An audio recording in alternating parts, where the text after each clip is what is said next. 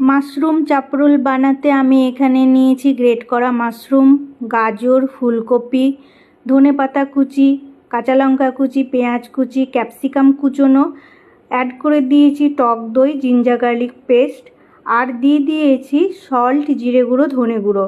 এবার সব উপকরণকে হাত দিয়ে খুব ভালোভাবে চটকে মাখতে হবে যাতে সবজির জলগুলো সব বেরিয়ে আসে। তারপরে অ্যাড করে দিয়েছি ওটস আটা। এবার ওটসের আটা দিয়ে সুন্দরভাবে মেখে নিয়ে চাপরোলের মতো করে বানিয়ে নিয়েছি। তারপরে চাপরোলগুলোকে আমি কোটিং করে নিয়েছি মাখানা ক্রাম্বস দিয়ে। এখানে আমি ব্রেড ক্রাম্বস ইউজ করিনি। সুন্দর করে মাখানা ক্রাম্বস দিয়ে সমস্ত চাপরোলকে কোটিং করার সাথে সাথেই ওদিকে আমি বসিয়ে দিয়েছিলাম তাওয়া গরম হয়ে গেলে তাতে আমি অয়েল ব্রাশ করে দিয়েছি আর চাপরোলগুলোকে সুন্দর করে সাজিয়ে দিয়েছি।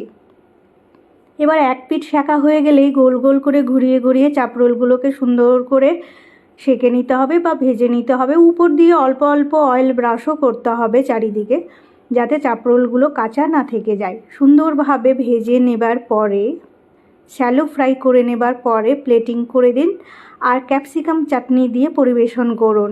এনজয় করুন ফ্যামিলির সাথে ব্রেকফাস্টে, লাঞ্চে অথবা ডিনারে।